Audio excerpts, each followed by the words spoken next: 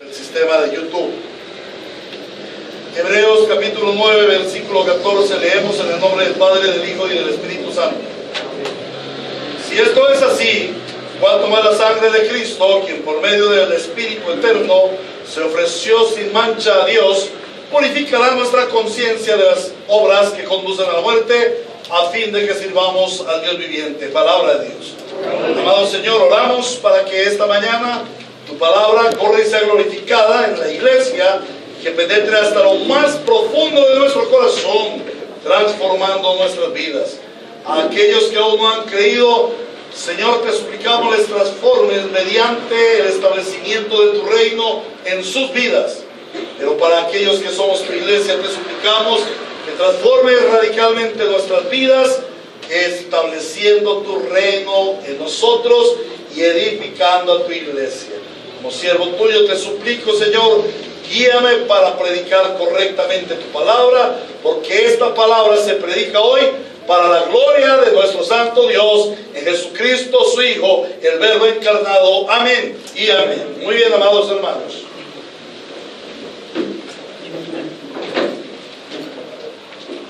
El título del sermón de esta mañana es La obra de Cristo es purificar nuestra conciencia. La carta a los Hebreos fue escrita posiblemente por el apóstol Pablo, o quizás uno de sus discípulos, y dirigida a los hebreos que habían salido o que habían sido expulsados y perseguidos por sus compatriotas por haber abrazado la fe cristiana. Estos judíos habían peregrinado con luchas, con necesidades, con sufrimientos, y sin duda alguna se habían encontrado con otros judíos y con los judaizantes de la fe cristiana, que les estaban convenciendo, que les estaban azuzando para abandonar la fe bíblica, la fe cristiana, y volverse a los antiguos ritos y costumbres hebreas.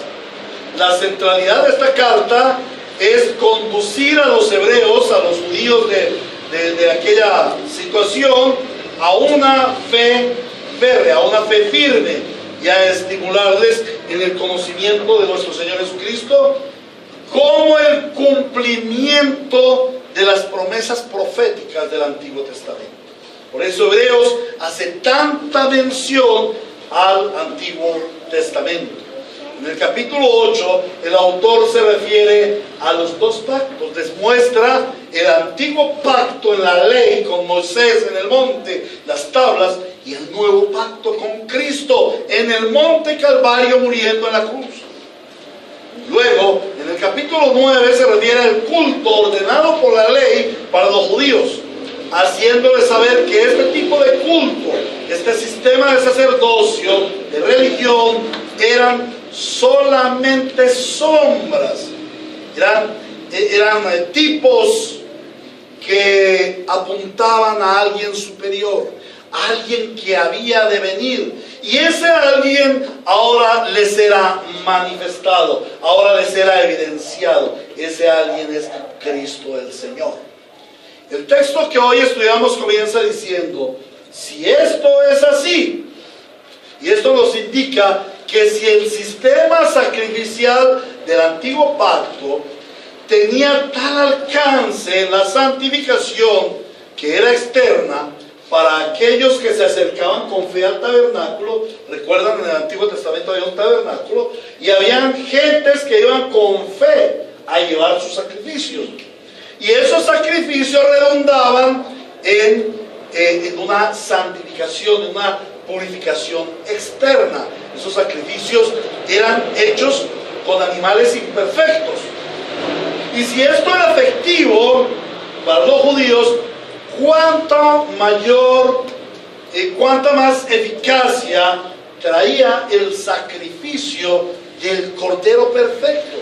Ya no eran animalitos manchados, animalitos que muchas veces llevaron perniquebrados, desechados, sino ahora es el sacrificio del Cordero perfecto, del Cordero sin mancha, Cristo el Señor.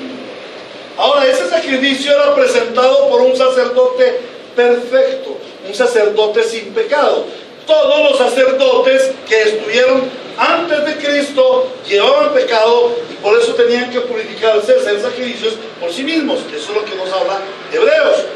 Pero el Señor Jesucristo es el sacerdote perfecto y es el sacrificio perfecto. Y este sacrificio del antiguo pacto se presentaba en un tabernáculo, ¿cierto? Un tabernáculo en el cual había un lugar, un atrio exterior, un lugar santo, un lugar santísimo, el arca y todos esos elementos. Sin embargo, el sacrificio del Cordero sin mancha, presentado por el sacerdote perfecto y sin pecado, se hizo en un tabernáculo celestial. Todo esto nos habla de Cristo y nos habla de la suficiencia de Cristo para santificar a todos aquellos que hemos creído en Él. El asunto de la santificación de los seres humanos es un asunto frecuentemente controversial. ¿Por qué? Porque generalmente la santificación va asociada, y debe ir asociada, al comportamiento humano, a la moralidad humana. Sí, es correcto que se asocie lo uno con lo otro, pero esta no es la centralidad. El gran problema del hombre no es su comportamiento. El problema de la pecaminosidad del hombre no está en su comportamiento. El problema de la pecaminosidad del hombre nace en una conciencia totalmente contaminada, en una conciencia viciada por el pecado. Por una parte, los judíos, conforme a sus rituales, pensaban que eran completamente limpios por sus buenos actos y por presentar sacrificios de animales a Dios, observando estrictamente la ley. Pero no se daban cuenta de que esos sacrificios solamente tenían una acción externa, era exterior, tenían una eficacia temporal. ¿Por qué? Porque apenas volvían a pecar tenían que volver a traer otros sacrificios, presentar otro culto al Señor. Y esto indicaba que su conciencia, su interior, continuaba pecaminoso, continuaba sucio, su conciencia estaba contaminada. Por otra parte, los paganos han creído que por ser moralmente aceptables, su vida está limpia y Dios no les puede juzgar. O también encontramos a los sinvergüenzas, esos que se echan a la total inmoralidad, porque no sienten que su inmoralidad se origina en una conciencia sucia. Por eso, cuando las personas son traídas a Dios por el medio del Evangelio, se piensa que Dios les trae al cristianismo para ser personas de alta moralidad, para ser personas reconocidas por su buen comportamiento. De hecho, en la iglesia se habla mucho y el testimonio, hermano, hay que guardar el testimonio. Sí, hay que guardar el testimonio. Hay que ser altamente morales, mucho más altamente morales que los mismos fariseos. Claro, mucho más altamente morales que el mundo, que los paganos. Pero esa no es la centralidad de la santificación. La centralidad de la santificación no consiste en ser personas altamente morales. Y la iglesia, los pastores, no debemos enfatizar o no debemos trabajar en que la gente sea moralmente buena, moralmente aceptable. ¿En qué debemos trabajar los pastores? En la predicación del Evangelio que transforma la vida de los hombres y les produce como fruto, como consecuencia, una moralidad no aceptable a los hombres, sino una moralidad que se conforma a Dios. Hoy en día las iglesias legalistas tienen mucha acogida. ¿Por qué? Porque generalmente la gente quiere tener una buena moralidad, la gente quiere presentarse moralmente buena ante todo el mundo. Entonces la gente se destaca porque llegan a la iglesia y dicen, bueno, yo antes era borracho y el Señor me quitó el trago, ¿no? Yo ya ahora no tomo, no fumo, no soy mujeriego, yo soy un buen hombre. No, no. Ningún hombre es bueno. La Biblia dice que todos somos malos. El asunto no es de una alta moralidad, sino de quién está en ti y quién gobierna tu conciencia.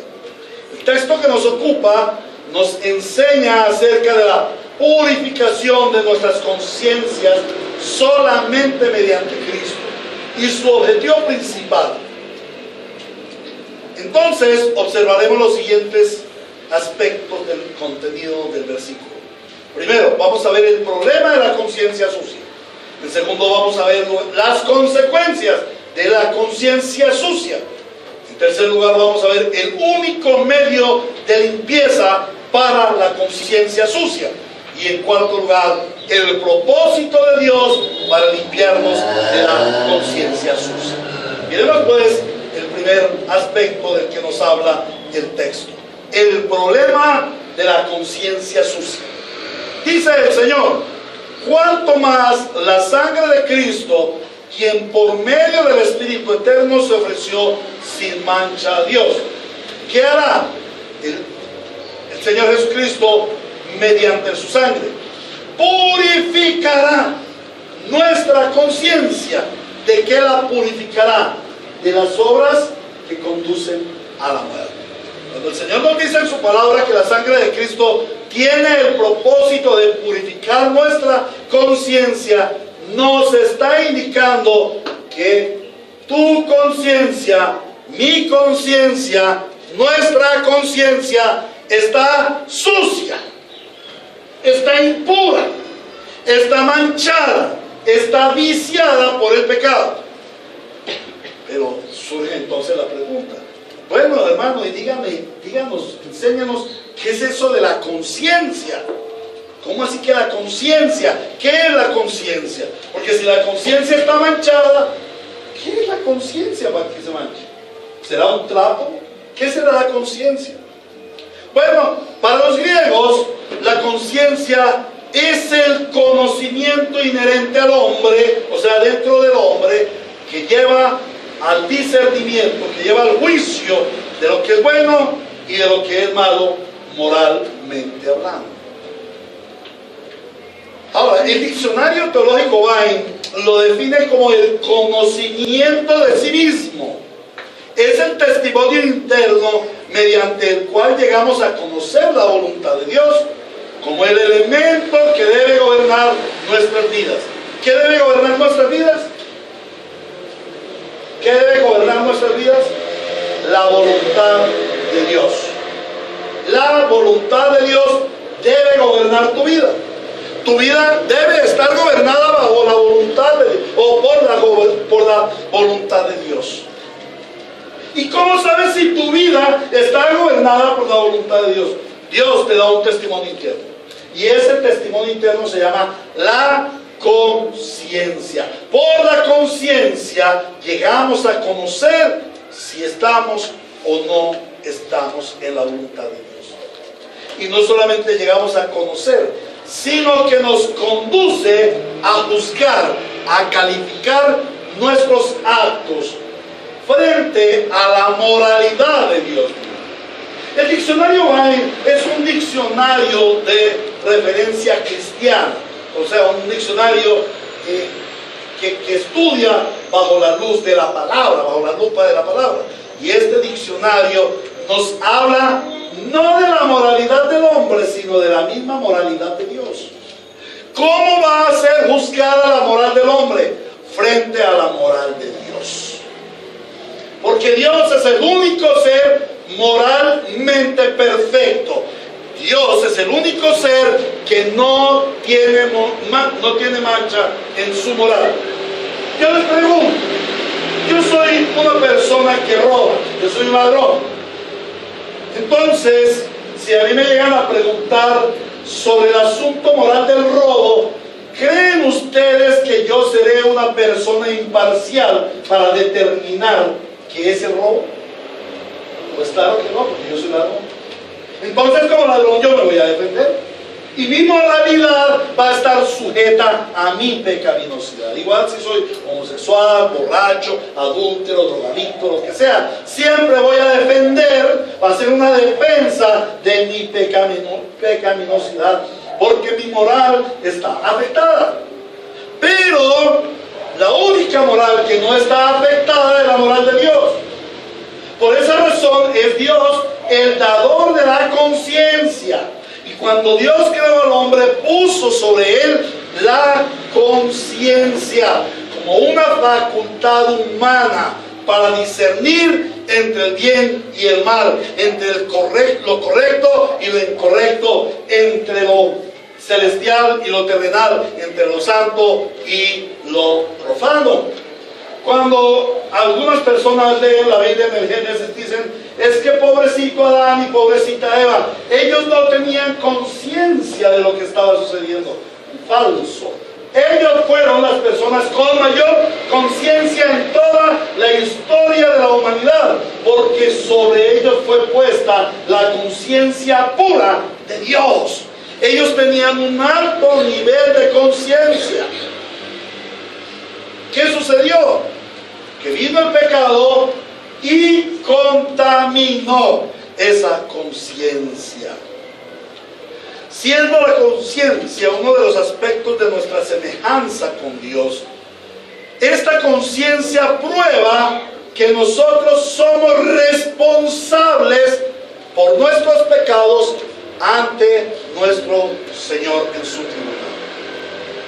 En cierto sentido, la voz de la conciencia pura refleja la voluntad de Dios, y nuestro deber es obedecer a la conciencia conforme a la voluntad de Dios y no conforme al parámetro humano. El pecado influye adversamente en la conciencia. Y cuando la conciencia se corrompe por el pecado, esa conciencia va perdiendo su sensibilidad moral. Como todos sufrimos las consecuencias del pecado original, entonces ya no tenemos la misma capacidad que tuvieron nuestros padres, Adán y Eva, de identificar en la conciencia la voz de Dios. Esto quiere decir que el hombre, al tener una mala conciencia, no está alineado con la voluntad de Dios. Quiere decir que el hombre, por tener mala conciencia, no puede estar en comunión con Dios. Al hombre depravado, los malos deseos le tergiversan, le retuercen el juicio y lo pone en una posición de enemistad con Dios, porque el juicio de Dios es justo. Santos son sus caminos, dice la palabra de Dios. Pero el hombre afectado por el pecado tiene caminos retorcidos, es contrario a Dios. Romanos capítulo 3, versículos 10 y 12 y 23 nos dice que todos los hombres pecaron, que no hay ni uno solo bueno, que no hay ni uno solo que tenga buena conciencia. Yo les hago una pregunta: ¿alguno de ustedes en este auditorio puede llegar a pensar que tiene una buena conciencia? ¿Cree que tiene buena conciencia? Algunos dirán, sí, yo tengo buena conciencia. Yo soy un hombre bueno, yo no robo, yo no mato, yo no dejo a nadie. Bueno, eso es lo que tú dices, pero Dios dice, no hay ni uno solo que tenga buena conciencia. Y por haber pecado, por tener la mala conciencia, están destituidos de la gloria de Dios. Hermanos, el verdadero problema del hombre no es un vacío en su corazón. Hoy se dice en la predicación del Evangelio, se le dice a la gente, mira, amiga, mira, amigo, el problema tuyo es que tú tienes un vacío en tu corazón. Hay un vacío en tu corazón. Y ese vacío en tu corazón es por la ausencia de Dios. Bonita solución al problema. El problema no es Dios. ¿Se acuerdan que desde el principio el hombre dijo, no, yo no fui el del problema, mire, esa, la que tú me diste, yo a mí sáquenme el paseo, ella, porque tú. El hombre siempre está disponiéndose para evadir su responsabilidad. Y cuando nosotros llegamos a decir a la gente, mira, lo que pasa es que tú tienes un vacío en tu corazón, porque Dios no está en tu corazón, lo que estás diciendo es, la culpa de que tú estés como estás es de Dios, porque Dios no quiere venir a morar en tu corazón. Y tú estás vacío. No, hermanos. El problema del hombre no es una ausencia de Dios. El verdadero problema del hombre es la presencia de Dios. El verdadero problema del hombre pecador es la presencia de Dios. Hey, un momentico, pastor, pero tú cómo dices eso. Sí, Señor, es la presencia de Dios juzgando tu mala conciencia. Dios no está ausente. ¿Dónde está Dios? Todas partes. ¿Dios está en el pecador? Sí, Dios está en el pecador.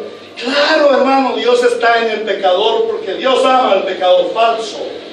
Dios no está en el pecador porque ama al pecador. Dios está en el pecador porque Él está en todas partes y no se le puede echar de ninguna, porque Él es Dios. Pero Dios está en el pecador juzgando al pecador y condenándolo. Por su pecado el hombre es condenado. El verdadero problema del hombre no son sus actos malos. Muchos dicen es que el problema es tuyo, es que tú tienes actos malos. El verdadero problema del hombre es una conciencia sucia que impulsa al hombre a ofender a Dios mediante actos depravados, no malos, sino depravados absolutamente. El verdadero problema del hombre no es estar un poco distanciado de Dios. Es que mira, tu problema es que tú estás distanciado de Dios, tú estás lejos de Dios. Tú tienes que acercarte a Dios para que tus problemas se resuelvan. No. Tus problemas no es que tú estás un poco distanciado de Dios. Tú estás separado de Dios absolutamente.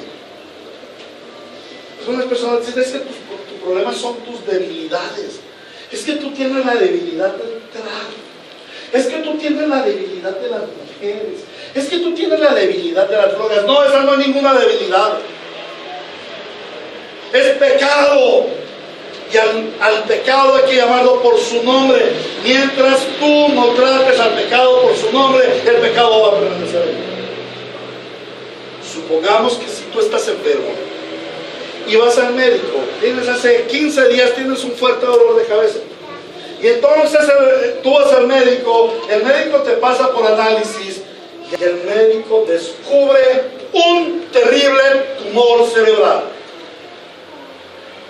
Pero el médico dice, ay, pobrecito. Pobrecito don Mauricio, o pobrecita doña Ángela. Decirle que tiene un tumor cerebral, no, yo voy a ser buena persona. Le voy a decir que tiene una pequeña afectación en su cerebro que le produce dolores de cabeza. Entonces, usted le dice, doña Ángela, usted lo que tiene, el doctor le dice, usted lo que tiene es una pequeña afectación en su cerebro. Por eso tiene el dolor de cabeza, pero eso le va a pasar. Tranquila, tómese 2 aspirinas, lo que dan en el cerebro. Ahora sí también ofenden, pongan unas 20 pastillas y hágale. ¿Creen ustedes que eso son esto? ¿Creen ustedes que Dios, que es la verdad, nos va a decir mentiras a nosotros diciendo, no, es que el problemita tuyo no es pecado, el problemita tuyo son tus defectos, es tu vacío en el corazón, son tus debilidades? No, Dios llama al pecado como pecado. Y así debemos evidenciarlo. El problema del hombre es el pecado. El problema del hombre es que por su mala conciencia está destituido de la gloria de Dios, de la vida de Dios. El problema del hombre es que está muerto en sus delitos y pecados. Y más que estar muerto en sus delitos y pecados, es que es reo de juicio, esperando la condenación eterna en el infierno. Y esto me lleva al segundo punto: las consecuencias de una conciencia sucia. Además de la separación de Dios y de su gloria como la más grave consecuencia de la mala conciencia. La mala conciencia del hombre trae terribles consecuencias. Tito, capítulo 1, versículo 15. No vamos a ir allá, lo vas a anotar si tomas notas. Dice: para los puros todo es puro, pero para los corruptos e incrédulos no hay nada puro. Al contrario, tienen corrompidas la mente y la conciencia. Una de las consecuencias de la conciencia sucia es que es progresiva. La conciencia sucia cauteriza cada vez más la razón, ciega el entendimiento y le da una insensibilidad al pecador. Le hace perder todo temor a Dios hasta llegar al punto de no diferenciar en lo más mínimo entre el bien y el mal. Pero no solamente la conciencia hace mal en él, sino la conciencia sucia es tendiente a contaminar a otros. Por eso la palabra del Señor dice: las malas compañías que corrompen las buenas costumbres, corrompen la conciencia. La sucia conciencia quiere arrastrar tras de sí a cuanto más pueda. Por esa razón el dicho mundano, ¿no? Dime con quién andas y te diré quién eres, ¿no? El que anda con pecadores, pecadores, o por lo menos pecador se vuelve. Es por ello que vemos muchos hombres perversos siendo admirados. ¿Cuántas personas siguieron a Hitler? Esta semanita estábamos hablando acerca de Hitler. ¿Cómo puede ser que personas inteligentes, con una mente brillante, llegaran a adorar a Hitler? Llegaron a adorar a Kim Jong-il, el de Corea. Llegaron a Mao Zedong. Millones de personas le seguían, le veneraban. ¿Y esas personas eran brutas? No. Muchos de ellos, la gran mayoría, eran gente inteligente, de mucha razón, de mucho entendimiento, de mucho conocimiento, pero de mala conciencia. La conciencia de un líder corrupto les había llevado a cauterizar su propia conciencia. Ahora, la conciencia sucia se liga a otras conciencias sucias. Le gusta asociarse con los de sucia conciencia. Por eso ellos se buscan entre sí. El ladrón se trata con los ladrones, los bandidos con los bandidos, las prostitutas con las prostitutas, los adúlteros con los adúlteros. Entre ellos se tapan su pecado y se reúnen para ampliar la sucia conciencia. Los de sucia conciencia aborrecen acercarse a los de limpia conciencia. Siempre andan señalando: no, pero ser evangélico, mire ese, no puede hacer lo que yo hago. Ahora, la conciencia sucia procura por todo medio su justificación. Entonces, ¿qué dicen los de sucia conciencia? No, mira, debe haber un equilibrio en la balanza, un equilibrio entre lo bueno y lo malo. Yo hago obras buenas y estas me limpian las obras malas. El que reza y peca, empata. Entonces, cuando yo estoy empatado, estoy salvo delante de Dios. Otro acto de la sucia conciencia es enfocarse en actos o creencias religiosas que limpian la conciencia. Entonces dicen: de ahora en adelante yo voy a hacer yoga. Y a mí el yoga me va a limpiar, me va a purificar. Y yo de ahora en adelante voy a hacer los mantras, ¿no? Y eso me va a limpiar, eso me va a justificar. Bueno, yo por un lado puedo robar, por un lado puedo matar, por un lado puedo emborracharme y ser pecador, pero por otro lado yo estoy haciendo los mantras, ¿no? Y entonces esto me limpia de mi mala conciencia. Por otra parte, también está la negación. Este es un medio muy usado por la mala conciencia. No soy malo, la sociedad me tiene así, yo no soy un ladrón, lo que pasa es que yo soy un necesitado y como no me dan trabajo, entonces yo tengo que robar, porque yo tengo que darle comida a mi familia, ¿sí? yo no soy un adúltero, lo que pasa es que me eché una canita al aire. La mala conciencia niega su perversidad. Otra es la justificación, y el enemigo sí causa esto con nosotros los cristianos. Pero mire, si cayó el pastor fulano de tal, ¿quién es usted? Si cayó fulano de tal, mire, Pedro no tuvo fe, Pedro negó al Señor. ¿Qué tiene que usted se eche una carita al aire? ¿Qué tiene que usted adulterar? Mire, algunos en alguna época se emborrachaban. Mire, Lutero tomaba cerveza. ¿Y usted por qué no toma cerveza y se emborracha? Ese es un sistema que tiene la justificación de la mala conciencia.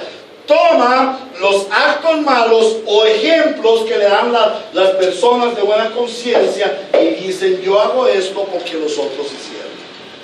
Otra consecuencia de la conciencia sucia es que acusa al pecador, le condena, le esclaviza. La conciencia sucia motiva al pecador haciéndole sentir que su depravación es libertad de actos, que es grandeza, que es poder propio. Sin embargo, luego de que ha logrado su objetivo, condena al pecador, le atormenta y le oprime mediante la condenación de sus actos. Ve, usted obró mal, usted obró mal, usted obró mal, usted obró mal.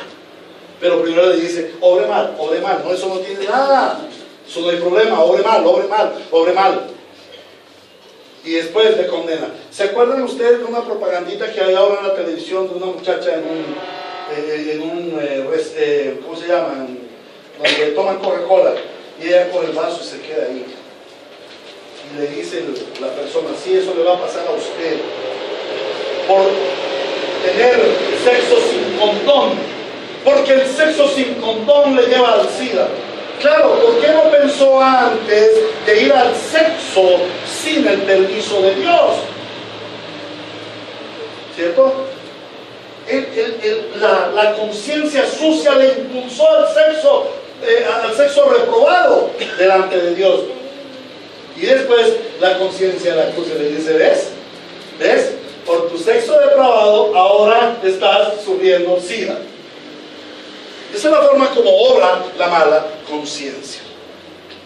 Finalmente, la mala conciencia destruye al pecador porque sobre él cae el juicio de Dios y la condenación eterna.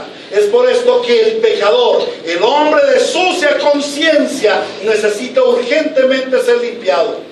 La conciencia sucia proviene de un gran poder maléfico y no puede ser limpiada por el mismo pecador. Por ello es necesario un poder superior al que le sometió. Ahora tenemos que ver la mala conciencia en el creyente. Estamos hablando del pecador, pero ¿es que el creyente ya está libre de la mala conciencia? Sí, la palabra de Dios dice así. Si esto es así, en el antiguo pacto, donde la limpieza era externa, donde los sacrificios eran tipo, donde el tabernáculo era tipo, ¿cuánto más la sangre de Cristo, quien por medio del Espíritu eterno se ofreció sin mancha a Dios? ¿Qué hará? Purificará. ¿Qué purificará? Nuestra conciencia de las malas obras que conducen a la muerte, a fin de que sirvamos al Dios vivo. Pero ¿qué resulta? Que nosotros nos alineamos con el mundo, con el sistema llamado mundo, y decimos, no, es que yo soy pecador, es que yo soy muy débil, es que a mí todavía me falta mucho, es que el Señor está haciendo la obra, pero hace bien lento, yo no sé cómo, pero lento. No, hermanos, el asunto está en la ignorancia del creyente al no considerar que Cristo ya le ha limpiado de toda mala conciencia. Ahora, como nos lo enseñaba el hermano José, tiene un proceso. Ya hay una santificación que es inicial, pero hay una santificación que está en progreso, pero hay una santificación final que esperamos en perfección. Amén. Entonces, debemos reconocer que somos limpiados de la mala conciencia, que estamos siendo limpiados de la mala conciencia para terminar absolutamente limpiados de toda mala conciencia. Debemos considerar que Cristo ya nos limpió de la mala conciencia, que la mala conciencia no nos cubre ahora, no nos gobierna ahora. ¿Por qué? Porque el único medio de la conciencia sucia, de la limpieza de la conciencia sucia, es Cristo el Señor, quien obra en nosotros. A pesar de que el hombre de mala conciencia procure limpiarse de su mala conciencia, el poder del pecado es extremadamente pecaminoso y no puede ni quiere limpiarse de su mala conciencia. Además, la justicia de Dios demanda como pago de la mala conciencia la muerte del pecador. ¿Qué dice aquí? Se ofreció sin mancha a Dios, purificará nuestra conciencia de las obras que conducen ¿a qué? A la muerte. Humanamente no hay posibilidad de limpiar una conciencia sucia. Dios, a través del Antiguo Testamento, le dio al pueblo de Israel un medio para poder acercarse a Él: el sistema de sacrificios y el culto por medio del sacerdote en el tabernáculo. Pero estos rituales, como lo dije ya, solamente efectuaban una limpieza externa, mediante la cual Dios pasaba por alto. Eso significa la palabra Pascua: pasar por alto los pecados de su pueblo.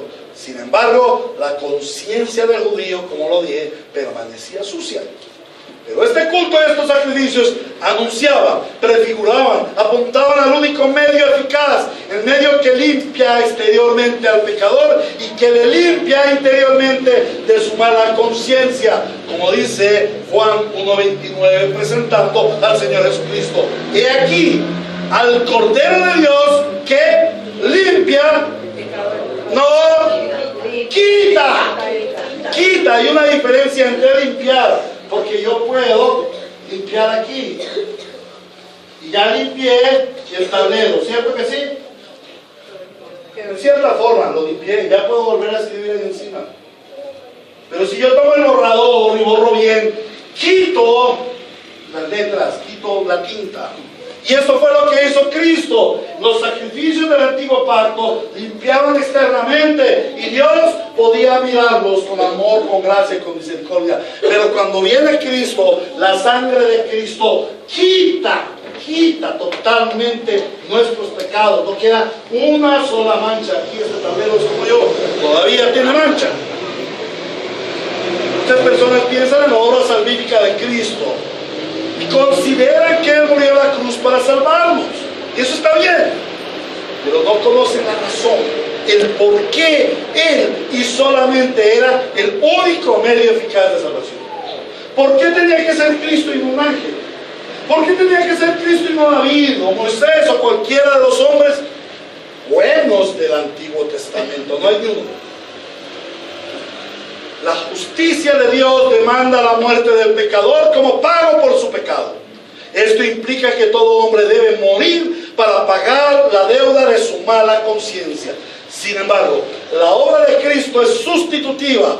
Él, siendo santo, se pone en el lugar del pecador. ¿Cuál es el lugar del pecador? La muerte. Por eso dice Cristo, quien por medio del Espíritu Eterno se ofreció sin mancha a Dios. Él se ofreció a pagar por la mala conciencia de los pecadores. Pero no solamente ello, sino que el poder del pecado y la mala conciencia es tan poderoso que Cristo mismo requirió del poder del Espíritu Santo para poder pagar la deuda del pecado, vencer sus consecuencias y limpiar la mala conciencia del hombre pecador. No hay otro medio. Solo Jesucristo, por medio de su sangre derramada, tiene el poder de limpiar tu mala conciencia. Finalmente, vemos el propósito para ser limpiados de la conciencia sucia. Ahora, muchos hombres, aún aquí presentes, podrían decir que han sido limpiados y que tienen una buena conciencia porque tienen fe en Cristo. Sin embargo, el mismo texto nos enseña que el pecador que ha sido limpiado muestra evidencias de ello. No hay pecador limpiado que continúe pecando. No hay pecador limpiado que siga siendo un inmoral, un borracho. No, porque la limpieza de la sangre de Cristo en nosotros produce un fruto. El texto nos enseña que hay evidencia de que Dios nos ha limpiado de mala conciencia. ¿Cuál es la evidencia? Dice, a fin de que sirvamos al Dios viviente.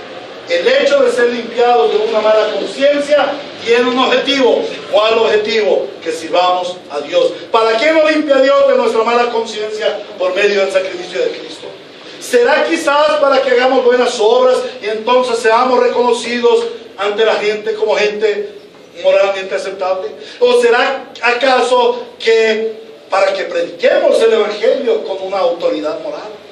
O a lo mejor será para vivir una buena vida sin estar condenados por nuestra mala conciencia. No, esta no es la razón por la que Dios nos limpia de la mala conciencia. Y al limpiarnos de la mala conciencia, nos injerta su buena conciencia. Él no solamente nos desarraiga la mala conciencia, sino que injerta su buena conciencia. ¿Y cuál es su buena conciencia? La persona del Espíritu Santo. Hebreos capítulo 10, 22. Dice, acerquémonos pues a Dios con corazón sincero y con plena seguridad que da la fe, interiormente purificados de una conciencia culpable y exteriormente lavados con agua pura. O sea, la evidencia es interior, pero también es exterior. Apocalipsis 22, 14.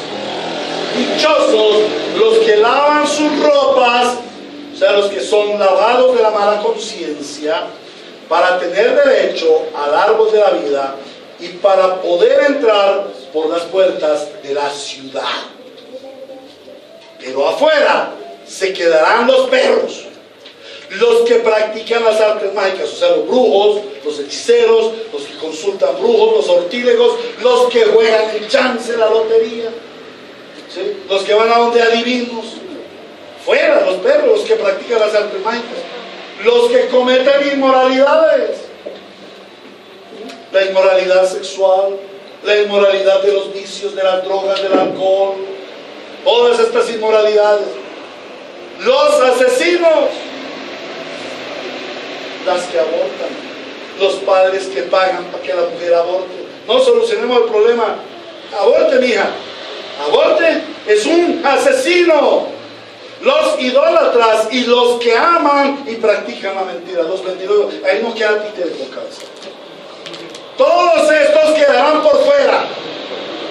Por eso dichosos los que somos lavados de nuestra sucia conciencia y Cristo el Señor, por el poder de su Espíritu Santo, pone en nosotros una nueva conciencia. Es evidencia, o hay evidencia de que somos lavados por Cristo de nuestra sucia conciencia, porque ahora es nuestra una nueva conciencia. Ahora, el principal objetivo por el cual Dios nos limpia de la mala conciencia es el poder acercarnos a Él. Que Él sea nuestro Dios y nosotros su pueblo. Que Él sea nuestro Padre y nosotros sus hijos. Que Él sea nuestro pastor y nosotros su rebaño. El lavamiento con la sangre de Cristo nos da una identidad con Dios para podernos acercarnos a Él sin tener que ser destruidos por nuestra mala conciencia. Cuando el Señor nos dice que hemos sido limpiados de la mala conciencia para servir a Dios, nos está diciendo que ya estamos capacitados para acercarnos a Él y rendirle la adoración que Él y solamente Él en su trina deidad se merece y para la cual nosotros fuimos creados. A través de toda la historia bíblica, Dios expresa su deseo de habitar en medio de su pueblo y de ser adorado como Dios. Pero para ello es necesario tener una limpia conciencia. No es suficiente con que tú vayas a un culto. No es suficiente con que tú des un diezmo. No es suficiente con que tú hagas buenas obras, con que seas un buen religioso. No, tú necesitas ser lavado de tu mala conciencia, y eso solamente lo puede hacer Cristo. Tu problema no es los actos que haces malos. Tu problema es una mala conciencia que debe ser limpiada. Por esa razón es un gran privilegio el ser limpiado de la mala conciencia. ¿Para qué? Para servir a Dios. Entonces, si somos limpiados de la mala conciencia y podemos servir a Dios, consecuentemente vendrán todos los beneficios morales que corresponden a la buena conciencia. ¿A qué conclusión hemos de llegar?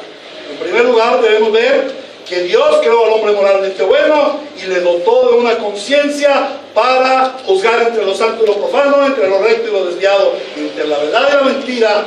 ¿Para qué? Para que el hombre tomara decisiones ajustadas a la moral de Dios. El único ser moralmente perfecto. En segundo lugar, vemos que la caída en pecado consistió en no atender a la conciencia dada por Dios a Adán y Eva, y ello les condujo a tomar decisiones contrarias a la voluntad de Dios. Desde entonces el ser humano caído en pecado tiene una mala conciencia, la cual se transmite de generación en generación, y de la cual el hombre no se puede apartar. En tercer lugar, vimos que la mala conciencia trae consecuencias arrolladoras y funestas, porque finalmente conduce a la muerte eterna, al castigo de Dios en el infierno. En cuarto lugar, vimos que dada la incapacidad humana para limpiar su propia conciencia, el hombre necesita de un poder superior para ser limpiado, y este poder superior solo lo tiene Cristo. Mediante el poder del Espíritu Santo, Él y solamente Él puede limpiarnos de la mala conciencia y darnos una nueva conciencia limpia a semejanza de Dios, una conciencia alineada con Dios y alineada con su palabra. El ser limpiados de una mala conciencia tiene un propósito. En primer lugar, identidad con Dios. En segundo lugar, comunión con Dios. Y en tercer lugar, servicio a Dios. Amén. ¿A qué aplicaciones hemos de llegar, hermanos? En primer lugar, este es un llamado a los no creyentes. Quizás soy personas que nunca habían oído algo así, o que hasta hoy escuchan esta predicación. Puede que llevan muchos años en la iglesia, pero nunca había oído lo de la mala conciencia. Hoy el Señor te evidencia que si tú has vivido una mala conciencia, eres pecador, eres rebelde a Dios, estás condenado al fuego del infierno. Pero hoy es el día de tu salvación. Hoy el Señor te ha mostrado que Cristo es el único que puede limpiar tu mala conciencia, que la obra de Cristo al venir a la cruz del Calvario y ser crucificado y derramar su sangre y morir y ser sepultado y al tercer día resucitar de entre los muertos, fue el de limpiar tu mala conciencia y de transformarte a una nueva conciencia conforme a Dios. Por eso hoy el Señor te llama y te dice: reconoce tu pecado, corre a Cristo para que Él te limpie de toda mala conciencia. Arrepiéntete y cree al Evangelio. Hoy el Señor te llama. Hoy el Señor te dice: hoy es el día de tu salvación. Hoy es tu oportunidad para que sea limpiado de la mala conciencia, para que sea limpiada de la mala conciencia y para que puedas venir a comunión con Dios. Amén. Pero este también es un llamado a los santos creyentes a vivir en la nueva conciencia. Si ya fuimos limpiados de la mala conciencia, ¿por qué continuar viviendo bajo el dominio, bajo el gobierno de una mala conciencia? La obra de Cristo es perfecta. Él dice que Él nos limpió, que nos lavó, que nos perfeccionó. Y el habernos limpiado con su sangre nos da identidad, nos hace en identidad, en consonancia, en comunión con Dios. La sangre es vida, pero la sangre también es muerte. La sangre derramada, tú vas por la calle y encuentras un charco de sangre y dices, aquí hubo un muerto. Así haya sido un perro, un gato, un humano, pero ahí hubo un muerto. Hay sangre derramada. Cuando tú vas al matadero, a la feria del ganado, ahí encuentras la sangre derramada que indica que los animalitos fueron muertos, están muertos. Cuando Cristo derramó su sangre, Él entregó su vida, Él murió. La sangre derramada significa su muerte. ¿Pero por qué significa su muerte? Porque la palabra de Dios dice, sin sangre derramada no hay remisión de pecados. O sea, sin muerte no hay remisión de pecados. O la derrama Él o la derramas tú. ¿A quién te coges? ¿A la sangre que Él derramó o a la sangre que tú tendrías que derramar? Bueno, la sangre de Cristo fue derramada y Él murió para que tú tuvieras vida. Porque la sangre también es vida. ¿Qué hacen cuando una persona sufre un accidente o tiene alguna enfermedad mortal? Lo llevan al hospital y dicen, ¿hay que hacerle qué? Una transfusión, o sea, ponerle sangre, porque la sangre le produce vida. Bueno, la sangre que derramó el Señor Jesucristo, aunque significa muerte, no murió, sino que se transfundió en la vida de cada uno de los que cree y nos produce vida, vida nueva, vida limpia, vida abundante en el reino de Dios. ¿Y para qué Dios nos da esa nueva vida por su sangre? Para tener una identidad con Él, para vivir en comunión con Él y para servirle a Él. Cuando tú eres creyente, el Señor te llama primero a tener identidad con Él, a vivir en comunión con Él y a servirle a Él. Y esta es también una exhortación para que como limpios de nuestras malas conciencias mortifiquemos nuestro pecado. La obra de Cristo de limpiar nuestra sucia conciencia es perfecta. Cristo te ha limpiado de una sucia conciencia. Ahora, hoy es el día de la Santa Cena. Y este sermón, como ustedes lo vieron,